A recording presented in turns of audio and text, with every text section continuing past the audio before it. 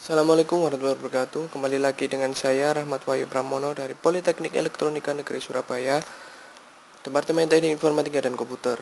Oke, kita akan melanjutkan ke pertemuan 6 kali ini dengan pembahasan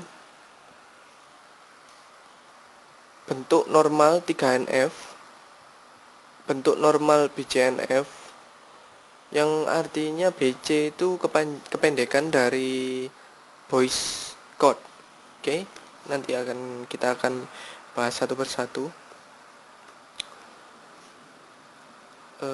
Jadi, suatu relasi R disebut 3NF apabila sudah dalam bentuk 2NF dan tidak ada transitive dependency. Transitive dependency adalah dua atau lebih atribut yang bergantung pada sebagian parsial kunci primer atau primary key.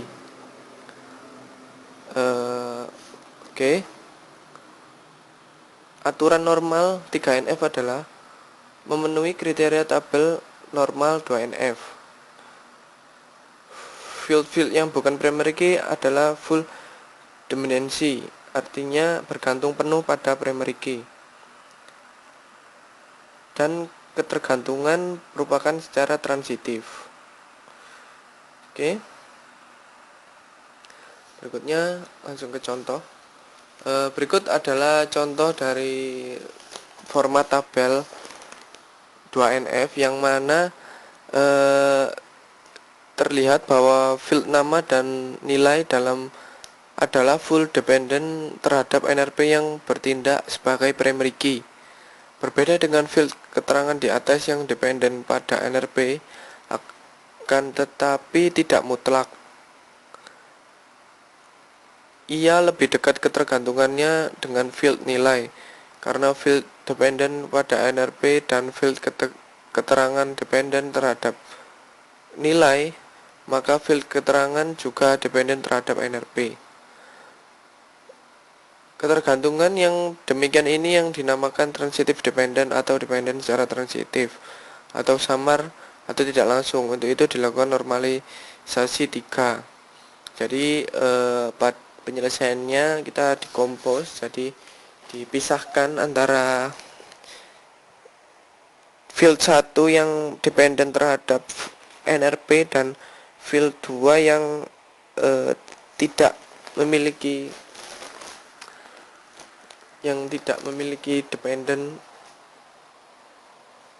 dengan NRP, yakni nilai dan keterangan. Nilai sendiri dikategorikan sendiri dengan perubahan datanya. Oke. Contoh yang kedua, terlihat ada suatu tabel 2NF. Ya, pada tabel itu kita bisa lihat terdapat ketergantungan transitif, yaitu wilayah yang secara fungsional bergantung pada sama nama sales, sedang nama sales bergantung pada nomor pelanggan, sehingga terdapat beberapa anomali pembaharuan pada relasi penjualan di atas. Anomali atau keanehan penyisipan pada saat memasukkan data nama sales baru, maka data nama pelanggan dan data lain juga harus dimasukkan. Karena full dependent terhadap nomor pelanggan, maka nomor pelanggan harus diisi terlebih dahulu.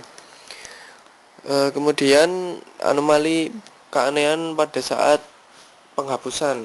Pada saat dilakukan penghapusan nomor pelanggan, maka informasi tentang nama sales juga akan ikut terhapus karena full dependent. Kemudian keanehan lagi waktu modifikasi, yaitu update.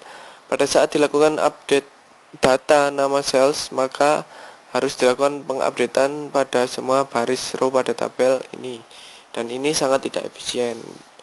Jadi kita harus bentukkan normal ke bentuk 3, yang mana terdapat dua tabel yang berbeda, target penjualan dan tenaga penjual. Jadi nama sales di sini saling dependen antara dua tabel ini. Jadi tidak ada keanehan-keanehan yang terjadi, tidak ada syarat-syarat yang tidak jelas supaya bentuk ini normal. Oke.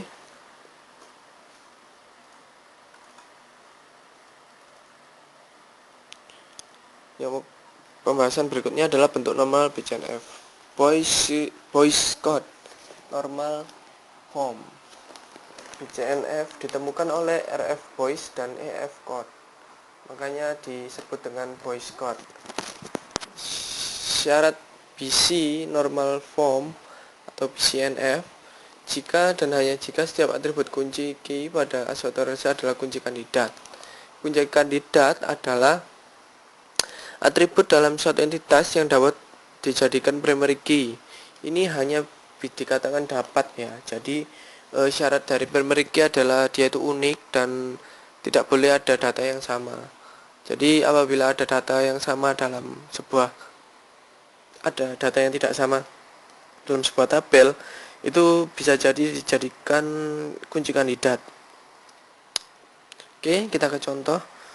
Jadi terlihat ada normal 2 ya, bentuk normal 2 dan bentuk normal penyelesaiannya. Kurang lebih dikatakan BCNF dan T3NF itu sama saja. Jadi pembimbing pada bagian dari kunci primer yang bersifat komposit, yakni atribut mata kuliah secara fungsional bergantung pada pembimbing, menjadi atribut bukan kunci. Terdapat ketergantungan fungsional parsial antara mata kuliah dengan pembimbing yang merupakan salah satu komponen dari kunci primer, sehingga relasi baru ini dalam bentuk normal pertama. Langkah kedua, dekompos relasi untuk menghilangkan ketergantungan parsial. Hasilnya terlihat ya, jadi mahasiswa dan pembimbing itu bergantung pada IP dan pembimbing tergantung pada mata kuliahnya sendiri-sendiri. Oke. Ya, sekian pertemuan ke-6 kali ini dan kami Absun Bas Data Day ke-7. Nantikan terus dan Assalamualaikum warahmatullahi wabarakatuh. Sekian, terima kasih. Silahkan berikan silahkan kirimkan feedback ke Facebook saya atau ke email saya. Ya, saya ulangi lagi. Wassalamualaikum warahmatullahi wabarakatuh.